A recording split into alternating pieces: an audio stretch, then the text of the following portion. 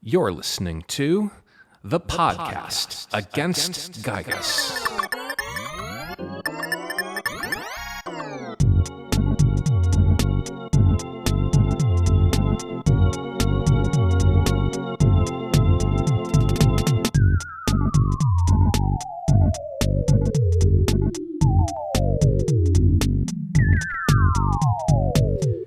Episode 13, in which our hero goes underground. You could be forgiven for thinking, after the miserable 4 days at sea with him, that the sudden disappearance of Prince Pooh after that horrible punch-up at night was the best thing to happen to the Chosen Four. True, while the main source of constant rancor had vanished, the remaining Chosen Three nonetheless moped around the remainder of their voyage at sea. Ness blamed himself for the fight, for not handling it better, for not being able to follow his mother's constant advice to talk it out with someone who's angry with you, or for even going along with the journey the way he did, maybe if he had just done something differently in some way that could have prevented all this.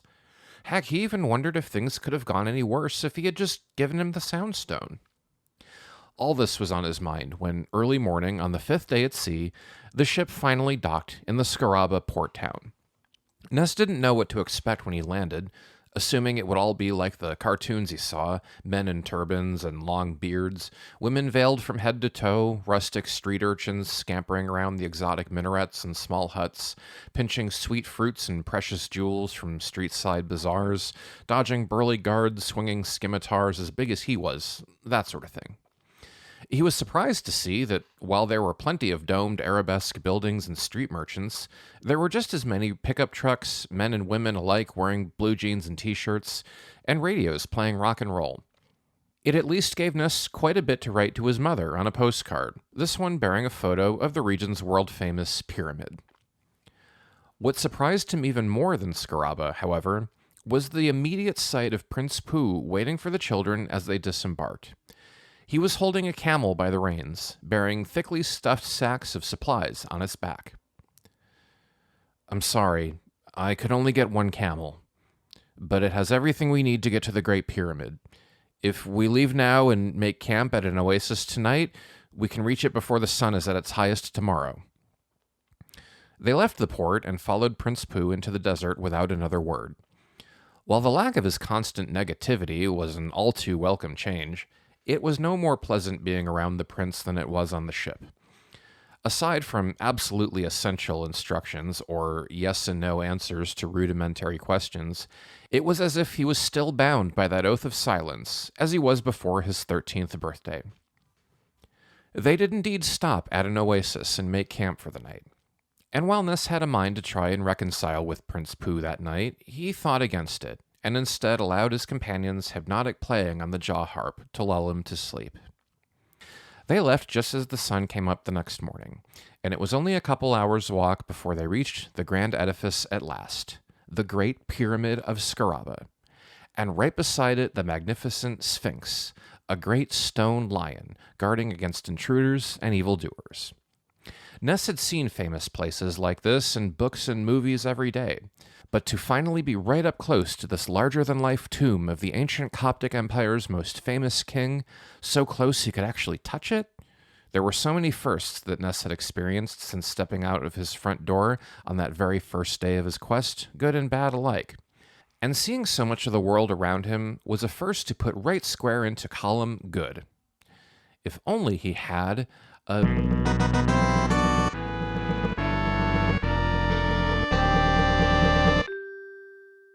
Photos taken instantaneously. I am a photographic genius, if I don't say so myself.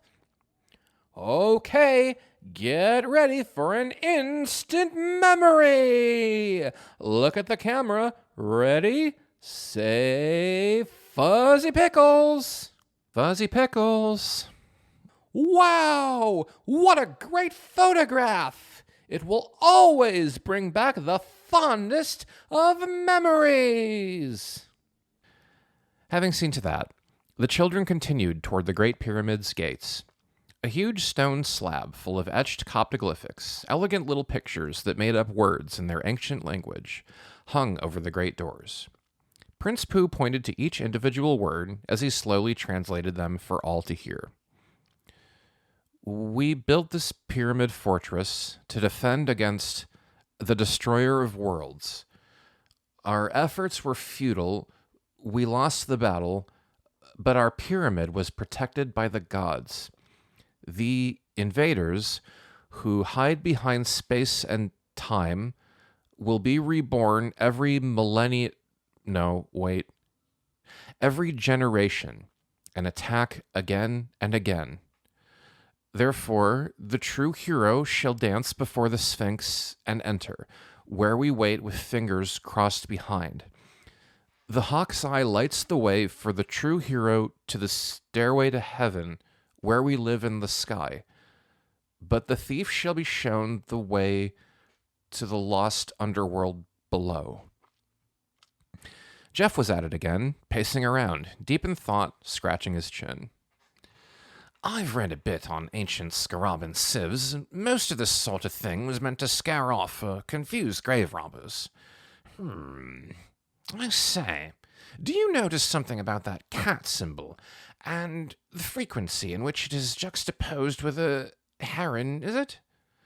He squinted at the inscription, held up a ruler and a protractor at certain angles. Then, with a snap of his fingers and a little murmur of recognition, Jeff began to run around the front of the Sphinx. Stopping at a first spot, he leaped with both feet, and upon landing, a chime rang out. Their curiosity piqued, the children let Jeff keep at it. He ran to other spots before the great structure, stepping with great deliberation at highly specific points, and more chimes rang out, each one a higher pitch than last. It almost looked like he was making the shape of a big pentagram in the ground. Jeff finally ran to the last spot, right in front of the Sphinx. He smiled at the others and gently tapped his toe on the ground, which then made a little exotic jingle murmur in their ears. With that, the Great Pyramid's doors creaked open before their eyes. The true hero must dance before the Sphinx, and have an advanced knowledge of geometry, so it seems. Fear not, everyone. Whatever secrets this grand edifice has locked away with puzzles and riddles, they won't remain locked for long. For you see, I am no petty grave robber. I am Geoffrey Andernuts, 4-time consecutive second-place runner-up of the Snowwood Science Expo, and I am in my idiom. Anyone else seeing a friend of theirs brag so much would have most likely been annoyed, but seeing Jeff, after a long, hard decline in summers, finally in his idiom again, brought the other kids in high spirits. Only one thing could have possibly brought those spirits tumbling right back down. Hold it right there! They turned around and saw, to their complete dismay, none other than Porky Minch. Wearing a tan linen safari outfit and waving around a remote control with a single red button, he ran up to the children, huffing in deep, exhausted breaths. Finally! It took you dweebs a whole month! Ugh, what do you want, Porky? Well, Ness, what I really want is to stomp on your face so hard it sends you all the way to the center of the earth. But if I can't have that, I'll settle for blowing up whatever lies in that oh-so-important pyramid and letting the 10,000 starmen I have at my beck and call vaporize you into dust. Jeff made a curious face at these words, scratching his chin. Well, which is it going to be, vapor or dust? Make up your mind, man. Oh, look who it is, the big blimey nerd again. Hey, why don't you climb in a little phone booth with Dr. Who Gives a Crap and go back to Winters? Jeff grunted at the boy and drew both laser pistols. Now you've gone too far. That man is a national hero. They all are. I dare you to say that again with both safeties disengaged. Prince Pooh drew his sword and trained it at Porky, pointing his 2 left fingers up in a ready attack stance. Jeff is right. If he's in league with the Destroyer of Worlds, we should cut him down at once. Well, well, well, Ness, you sure are attracting more and more flies, aren't you? Nice sword, bucko. Think you can get at me with it before I push this button? Porky waved a chubby finger over the button on his remote control. Prince Pooh remained in his attack stance, undaunted. Yes, I do. No, don't! We're so close, we can't risk it. That's right. You're not as stupid as you look, are you?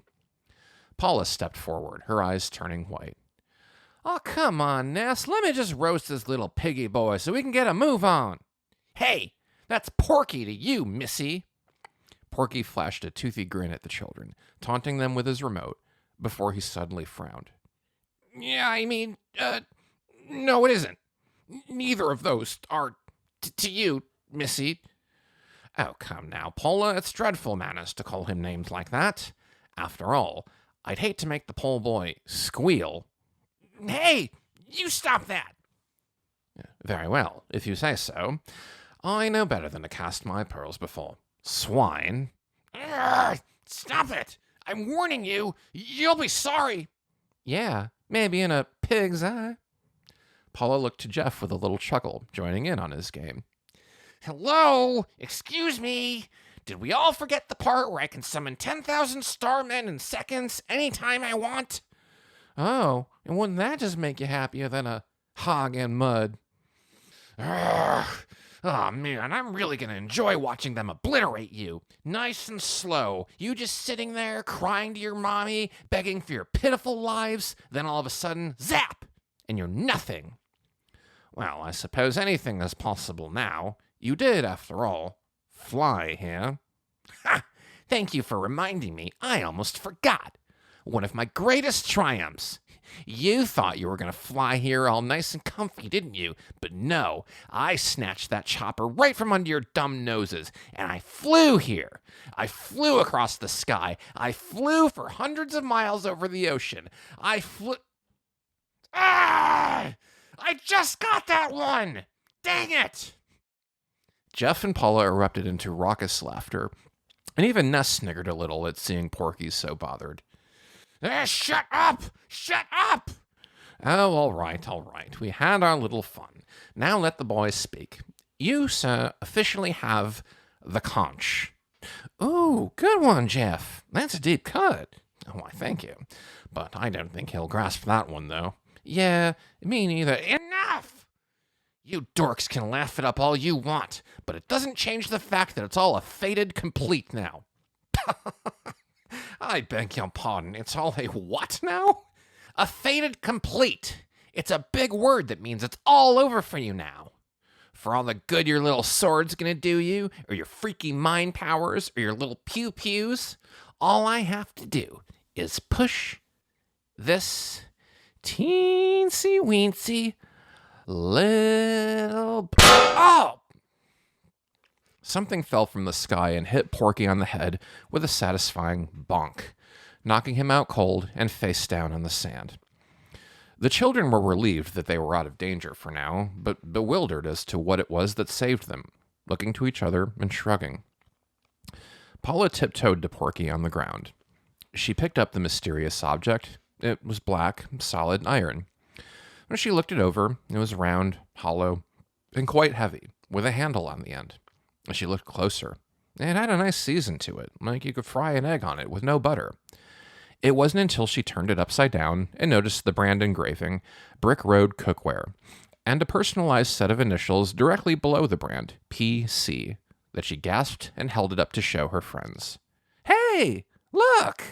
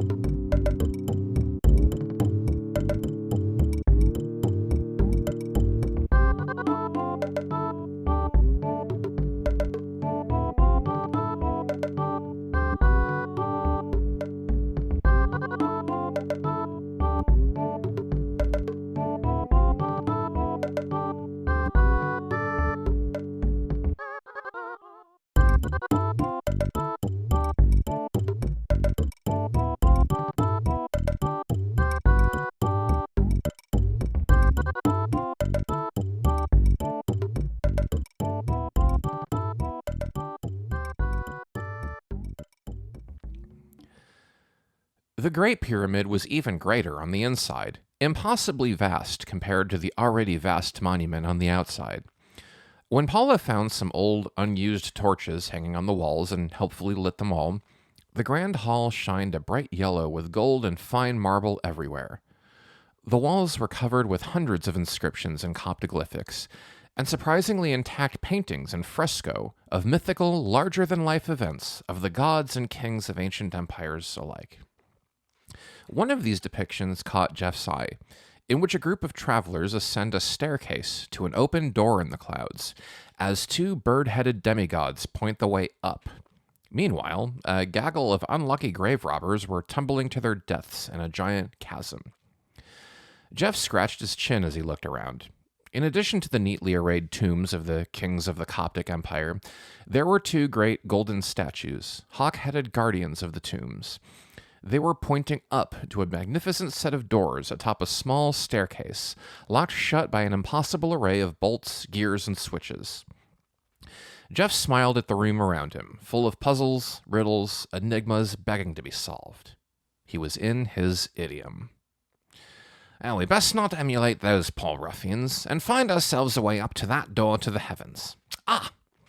Jeff spotted a big ornate jewel in the eye of one of the hawk-headed statues.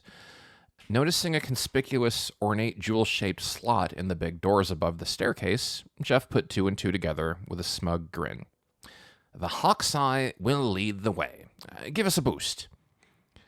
Ness and Paula duly boosted Jeff to the statue's head, and with a little doing, Jeff successfully pried the jewel from its socket. He triumphantly ascended the staircase and placed the jewel in the door's socket, bowing as if he was on stage all the while. Any moment now, the jewel's unique molecular properties and the design of its cut will activate the door's myriad locking mechanisms and open the way to us. The jewel stayed put, and the doors did nothing. Any moment now. After a little more pacing and scratching of his chin, Jeff snapped his fingers and exclaimed, "Aha!" Noticing on the floor an array of raised tablets that sank underneath when stepped on, and a series of identical statues of some kind of hulking royal guard, smaller than the Hawkman figures and still heavy but movable, he instructed Ness and Paula to push one after another onto each pressure point. Any moment now, the mechanisms will have no choice but to respond to each of the pressure points sinking to the floor and open the way to us. Ness shoved the last petrified royal guard figure into the last tablet. The doors stayed closed. Any moment now. Jeff took another moment to pace around the pyramid and scratch his chin. He stopped, snapped his fingers, and yelled, "Aha!" when he noticed a single ray of sunshine sneaking through one of the pyramid's crenellations. Looking further, some of the statues bore a helmet with a clear, shiny mirror on top. He instructed Ness and Paula to climb atop those statues and rotate the mirrors, creating a complex web of mirrors reflecting that one ray of light from the pyramid's ceiling all the way to an ornamental mirror atop of the great doors above the staircase. Any moment now, the concentrated ray of ultraviolet light will proceed from that reflective surface into the unlocking device of those great doors, finally opening the way to us. Ness spun the last mirror around, shining the light directly in the center of the ornament above the door. They remained closed. Any moment now. Jeff grumbled as he paced around the pyramid, scratching his chin so much he'd probably start chafing the skin. He noticed a section of the hall with a smooth and slippery floor, almost like ice. On the surface were 4 huge, individually colored pillars, red, yellow, blue, and green. Jeff smiled and snapped his fingers with a little aha. Jeff, Ness, and Paula all pushed the pillars in different directions, kind of like a game of shuffleboard, until all of them fell into 4 corresponding colored holes in the floor, and then sank underground. Any moment now, the 4 colored pillars will activate some kind of locking mechanism beneath our feet and open the way to us. The last pillar sank into the floor, and the doors remained closed. Any moment now. Jeff then stood before the doors, grumbling, muttering to himself. He went into his rucksack and took out his machine that opens most doors, especially when you have a slightly bent key, and portable unlimited trout-flavored yogurt dispenser. O great gods of the old kingdom, we beseech you to open the way for us heroes of light to the very heavens above, and we bestow upon you this gift of trout-flavored yogurt. Jeff presented a paper cup of the awful stinky stuff before the doors, and they remained closed. Ness and Paula looked on, glaring at their friend and holding their noses all the while. Jeff rose from his knees and shrugged. I just had to be sure.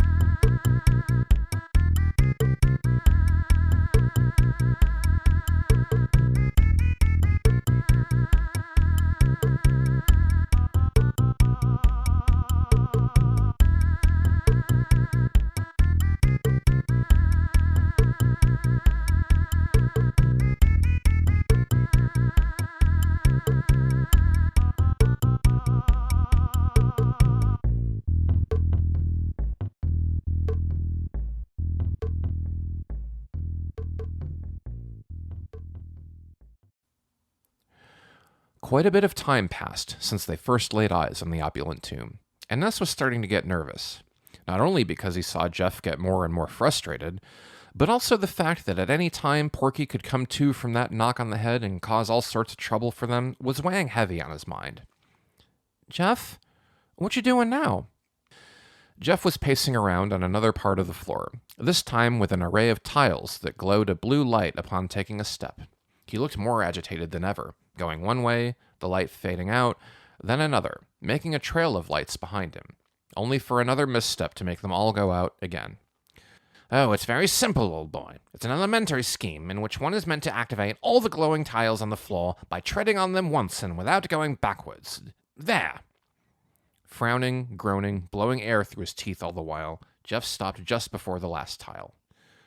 All I have to do now is take one more blasted step on this blasted tile. In any blasted moment now, those blasted doors will open the way to us. Jeff took one more step and activated the light on the tile. He anxiously looked up to the doors. They did nothing. Jeff sighed, utterly defeated. With his head slumped down, he ambled away from the floor, making all the lights go out again, and wandered to the entrance, just under that first engraving with the Hawkmen. As he took slow, labored steps, the floor underneath him rang out, as if hollow. He then collapsed to the floor and sat cross-legged, his head bowed in his hands. Jeff? Go away. Ness sat on the floor beside his despondent friend, and remembering how much it helped him when he was on the side of the road at the Dusty Dunes Desert, he put his arm around Jeff's shoulders. Come on, chin up, old boy. I'm no smarter than a grave robber. I'm an amateur. I'm bloody stupid. No, Jeff, you are not stupid. Every single thing you invented on the... Just about every single thing you invented on this trip has been a huge help. And this... There's got to be a way through. It can't be impossible. Oh, nothing's impossible. If you're stuck in a rut, you only have your limited intellect to blame. Jeff was obviously imitating someone, speaking those words as he did in a higher-pitched, snootier, wheedling sort of voice. Who said that? Dr. Andernuts. I mean, my dad. Jeff groaned and fell to the floor, lying on his back and covering his face with his hands. Ness sidled next to him and also lied on his back beside him. You rescued us at Threed and figured out the whole zombie invasion all by yourself. You made a flying ship that can shoot aliens out of the sky. You saved my life in Forside. You blew up like 50 robots that were going to kill us. Heck, you got us in here in the first place. You're the smartest person I know, Jeff. You're awesome. Paula stepped a little closer to them as well. That's right. If there's anyone here who can crack those stupid doors, it's you. We love you, Jeff. I'm not going to lie on that dirty floor if it's all the same to you. I don't know. Maybe we're just reading that inscription the wrong way. Prince Pooh, who all the while had been listlessly wandering around the hall, reading inscriptions and inspecting other paintings, snapped to attention. I certainly did not read it wrong. Paula grumbled and turned to the other boy, arms folded and frowning. Oh, there you are. We almost forgot you came along to help us. Got any other bright ideas then, smarty pants? Prince Pooh scoffed at Paula and went back to his own business. Jeff rose from the floor with a gasp. Wait a minute. Ness, that's it. We've all been reading it the wrong way. He rose to his feet in a frenzy, pacing around the room and scratching his chin like never before, and Ness slowly picked himself up as well. What did the inscription say? We wait with fingers crossed behind. Don't you see? Jeff held up his hand in front of Ness. Then, making a big show of it, he crossed his index and middle fingers together, then placed them behind his back. We wait with fingers crossed behind. The inscription is lying. Jeff ran to the painting with the ascending staircase and robbers falling into the hole in the ground. So then the thief shall try to enter the stairway to heaven, while the true hero shall enter. He ran toward the floor and stomped his foot hard. It rang out through the grand hall, hollow. The Lost Underworld. Before he knew it, Jeff pounced and wrapped Ness in a big bear hug, lifting him off the floor. Ness, I could kiss you right now. Please don't. Jeff released his friend and ran to one of the petrified royal guards. There, give us a hand with the statue. He shoved the thing with his shoulder, and it tipped off the ground just a little bit.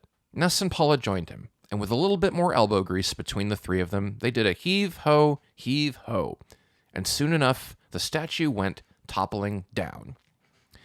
It cracked open the floor and left a wide hole, with, oddly enough, a rope ladder to lead the children down. They took a look over the edge, where they saw to their astonishment, about as far down as 20 floors or so of a tall building, a wild prehistoric land untouched by human civilization. Geysers and small volcanoes alike erupted through the cracks in the land. Various animals hooted and screeched. Palm trees gently blew in the wind. And most amazingly of all, dinosaurs roamed the earth.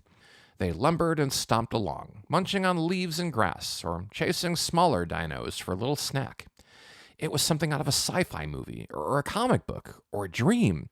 It was impossible to believe even as they were looking right at it. It was unlike anything any of the children had ever seen in their... Ah! The children nearly jumped out of their skin as they turned to see what that awful scream was behind them. It was none other than the petrified royal guard statue they had tipped over. Its head the main thing that cracked the floor open, the statue was now lying on its side, sobbing and shrieking on the floor. Ow, my head! My head is pounding! I have a splitting headache! What is wrong with you? Do you have any regard for other people's feelings? Or do you push everyone you meet onto the floor?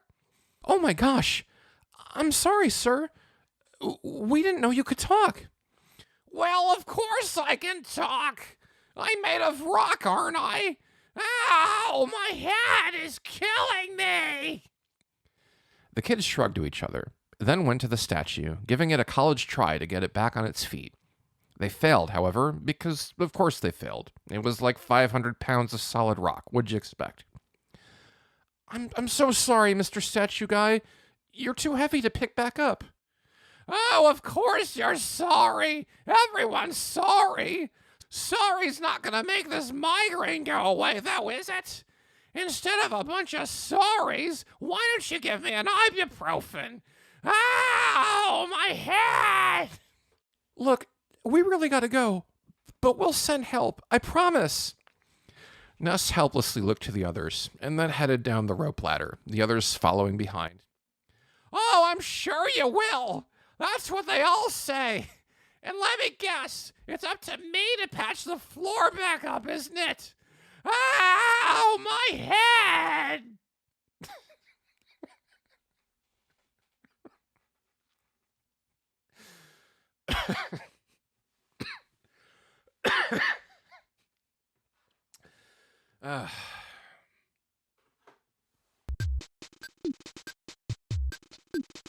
You've been listening to The Podcast Against Giygas. The Podcast Against Giygas is an audiobook written and performed by me, Garrett McMahon, based on Earthbound, the Super Nintendo game directed by Shigesato Itoi, with production by William Pulowski and thumbnail design and art direction by David Peters. This podcast stinks. It is also a fan-made project affiliated in no way whatsoever with the Nintendo Corporation or Mr. Itoi. This podcast is free to listen to, ad-free, and always will be. I hope you enjoyed this week's episode, and I'll see you back next Monday. Till next time.